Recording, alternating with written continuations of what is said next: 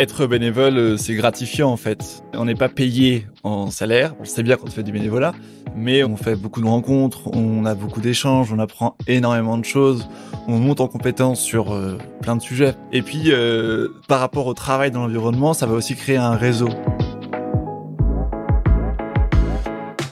À voix haute pour la biodiversité, c'est le podcast de l'association Humanité et Biodiversité où la parole des jeunes fait la différence.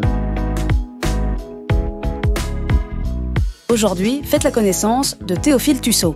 Découvrez son parcours, l'origine de son engagement, ses réflexions sur la transition écologique et les projets qu'il porte pour notre avenir et le bien commun. Je m'appelle Théophile, j'ai 24 ans, je suis originaire d'Angers. Et là, je vis en Haute-Savoie. Je travaille dans l'éducation à l'environnement à France Nature Environnement Haute-Savoie.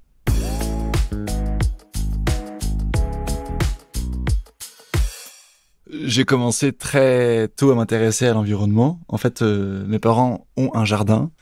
Et dès tout petit, j'ai eu un espace que j'appelais mon coin nature où je pouvais faire un petit peu tout ce que je voulais dans ce coin-là.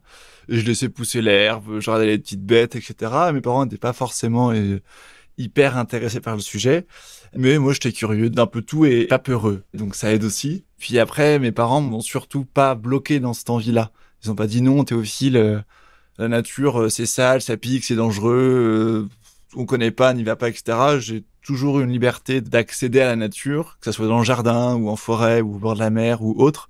Et en fait, cette liberté m'a donné une ouverture et une passion pour tout ça.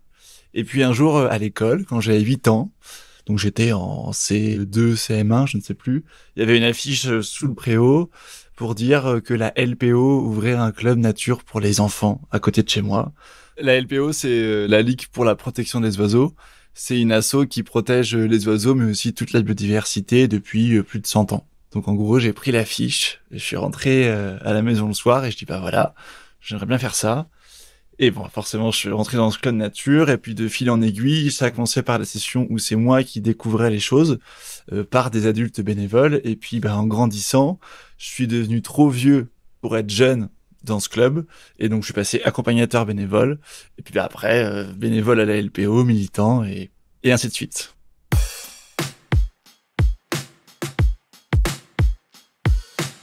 Le fonctionnement du club il est très simple, c'est une sortie un samedi par mois, plus une sortie un peu plus exceptionnelle sur un week-end complet. Et sur cette sortie-là, en fait, c'est des adultes qui nous emmenaient et nous emmènent, ce qui est le club existe toujours, à la découverte de la biodiversité qu'il y a en Maine-et-Loire. Donc ça va de découverte des oiseaux, des champignons, des fleurs, des chauves-souris, des insectes, des amphibiens, etc. Et puis forcément, en fait, ces personnes-là, c'est des puits de savoir qui sont passionnés. Et donc la transmission se fait naturellement.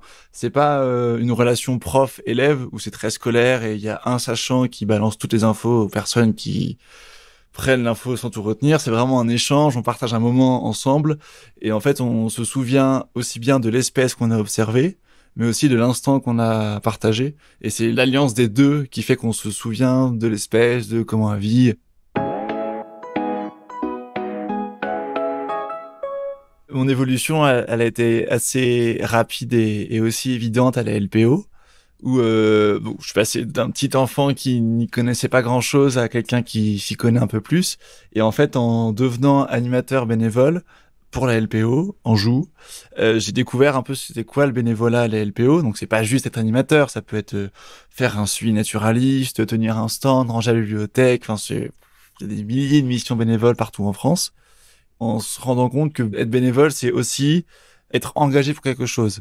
C'est-à-dire que je suis bénévole à la LPO. Je suis pas bénévole dans une autre asso qui défend l'opposé de ce que je veux défendre là. Et donc forcément, en étant bénévole à la LPO, donc pour la biodiversité, pour l'environnement, eh bien, de fil en aiguille, dans la façon d'être et dans mon engagement, je suis devenu militant. C'est parce que j'ai envie d'aller un peu plus loin. Alors, je suis pas devenu militant à bloquer des routes ou des centrales à charbon, même si je suis pas contre ça. C'est un militantisme lié à la LPO, qui était lié à la biodiversité. Donc, c'était des actions vraiment de sensibilisation et de protection du vivant. Et c'est pareil, du coup, à FNE, à France Nature Environnement, où on est une asso et une fédération qui protège la biodiversité, et on est aussi militant. Et d'ailleurs, on est connu et reconnu pour ça. Entre guillemets, on est là pour casser les pieds. Alors non, on n'aime pas faire ça, mais quand on n'a pas le choix, on le fait, et bien souvent, on gagne. Donc, c'est que la cause est juste. Être bénévole, c'est gratifiant en fait. On n'est pas payé en salaire, bon ça, on le sait bien quand on fait du bénévolat, mais on gagne plein d'autres choses. On fait beaucoup de rencontres, on a beaucoup d'échanges, on apprend énormément de choses, on monte en compétence sur plein de sujets. Et puis, par rapport au travail dans l'environnement, ça va aussi créer un réseau. C'est-à-dire que plus on s'engage dans des assos pour l'environnement, plus on va se faire connaître de ce réseau-là, plus on va rencontrer du monde. Et quand on cherchera des stages, des études, un service civique ou un emploi, eh bien dire que j'ai un master ou une licence dans tel sujet, c'est hyper bien. Mais rajouter en plus que je suis bénévole pour telle structure et j'ai fait telle mission, eh ben ça apporte de l'expérience qu'on n'a pas ou qu'on a peu quand on sort d'études, si ce n'est les stages. Je suis maintenant salarié à FNE, donc France Nature Environnement en Haute-Savoie. C'est une association et une fédération qui est nationale, qui rassemble des centaines d'assos qui ont un lien avec l'environnement. Et l'avantage de la fédération, c'est que ça donne un poids pour les petites assos. On se rassemble pour donner plus de poids dans nos actions. Donc ça, c'est hyper chouette. Et mes missions, c'est l'éducation de l'environnement. En gros, ce que je fais aujourd'hui dans mon travail, c'est ce qu'on m'a transmis quand j'étais petit, en lien avec l'environnement. Donc c'est plutôt chouette, ça fait une belle continuité.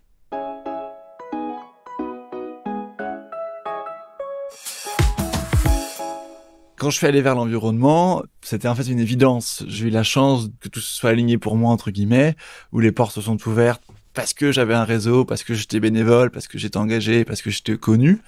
Et tout s'est bien goupillé. Mais j'ai découvert un monde associatif extraordinaire, des ressources extraordinaires et une façon de faire qui est quand même très chouette. Et travailler dans le milieu associatif, dans l'environnement, c'est une force. C'est-à-dire que ça fait un peu le gars qui va censer les fleurs. Mais sans nous, sans le milieu associatif de l'environnement, que ce soit toutes les structures de l'environnement, ça tournerait beaucoup moins bien pour la biodiversité. Parce que bon, soyons honnêtes, il y a des choses qui se font au niveau réglementaire, législatif, au niveau gouvernemental, etc. Mais c'est pas assez par rapport à l'urgence qu'il y a. Et le travail des assos, c'est de combler ces manques de l'État et des institutions publiques. Donc si on le fait, c'est qu'il faut le faire. Bon, après, est-ce que ça nous le faire? C'est une autre discussion, mais on le fait.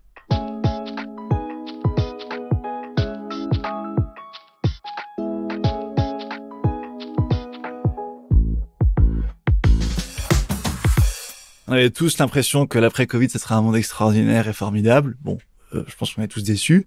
Mais sur l'intérêt qu'ont les gens pour l'environnement, le climat, la biodiversité et surtout la nature de proximité. On a pris le temps pendant cette période-là d'observer les mésanges qui étaient à nos balcons ou les canards qui venaient manger l'herbe dans le parc à côté. Et en fait, on a recréé quand même un petit lien et on le voit dans nos discussions, dans nos animations ou au quotidien. On a de plus en plus d'adhérents, on a de plus en plus de personnes qui veulent travailler avec nous, on a de plus en plus de personnes qui viennent à nos animations. Donc ça veut dire que quand même le message y passe. Et maintenant c'est quand même dans l'air du temps, c'est quelque chose qui est indispensable. On a beaucoup parlé du climat, et il faut toujours en parler parce que c'est toujours catastrophique. Mais la biodiversité c'est lié, et c'est un autre sujet qui est aussi important que le climat. On croise des gens, on dit qu'on travaille pour une association de protection de la biodiversité, et les gens nous font « Ah mais oui, j'ai remarqué que dans mon jardin, j'avais beaucoup moins de rouge-gorge. » Ou que sur ma voiture, j'ai beaucoup moins d'insectes quand je roule. Donc ça veut dire quand même qu'il y a une prise de conscience qu'il n'y avait pas forcément avant. Après, est-ce que la prise de conscience est à la même échelle que la prise de conscience sur le changement climatique? Je suis pas sûr, mais c'est pas pour autant que c'est négatif.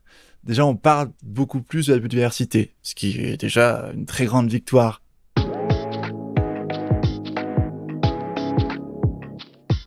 Pour la faire très simple, et peut-être un peu brute, si on sauve pas la biodiversité, l'espèce humaine disparaît.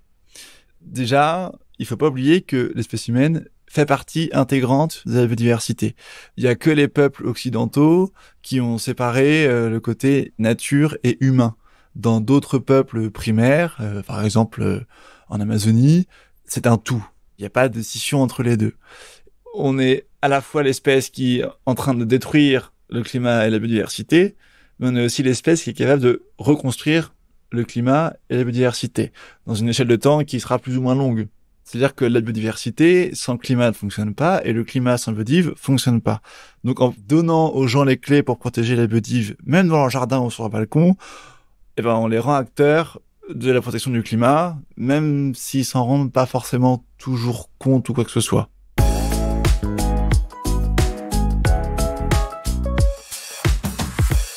je suis pas irréprochable. Et personne ne l'est et personne ne le sera. Et déjà, faut remettre un peu d'humilité dans tout ça. C'est-à-dire que avoir une vie qui est neutre pour la biodiversité et le climat, c'est pas mission impossible, mais mission très très très compliquée. Et toute espèce sur Terre laisse une empreinte, a un impact. Ce qui est super quand on est citoyen ou bénévole ou militant ou salarié de X structure, c'est qu'on a un pouvoir d'agir. Dans la carte électorale, je crois que pas besoin d'expliquer comment ça fonctionne et pourquoi faut le faire. On a la carte bancaire. Bon, c'est tout bête à dire. Ce qu'on consomme, ils produisent. Donc, si on consomme pas, c'est plus produit ou différemment. Et puis, l'autre pouvoir, c'est que nous, à notre échelle, on peut faire des petites actions. En geste facile, par exemple, moi, je prends beaucoup le vélo. Alors, c'est assez récent, j'avoue, depuis que je suis arrivé en Haute-Savoie. Maintenant, je prends le vélo quasiment tout le temps pour faire tous mes déplacements. Je fais mes courses le plus possible en vrac et en local, le plus possible. Mes vêtements, je les fais durer le plus longtemps possible.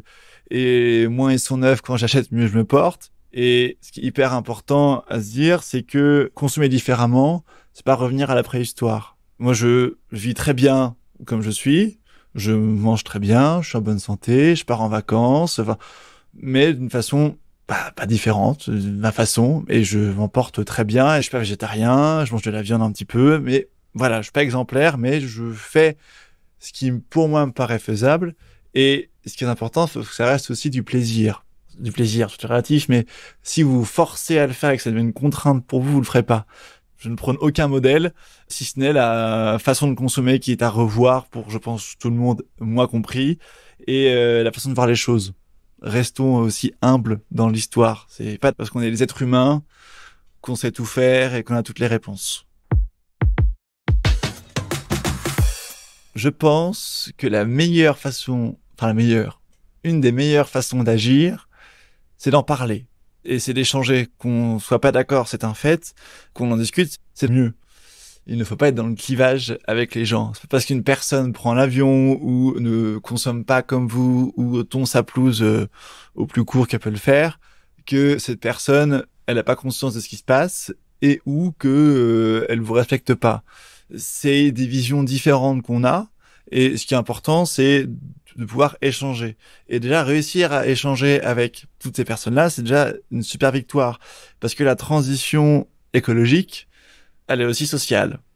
L'idée, c'est quand même de dire que c'est ensemble qu'on va pouvoir arriver à faire quelque chose. Et donc, l'idée de parler, c'est aussi mobiliser. Par exemple, chez mes parents, il y a des nichoirs à mono, il y a une main, etc. Et en fait, le jardin est devenu un havre de paix pour la biodiversité, vraiment dans un lotissement classique. Et les gens, quand ils viennent dans ce jardin, qu'ils soient plus ou moins sensibilisés, plus ou moins attirés par les espaces verts, les oiseaux, etc., ils trouvent, pour la grande majorité, que le jardin est extraordinaire. Et en fait, c'est source de discussion.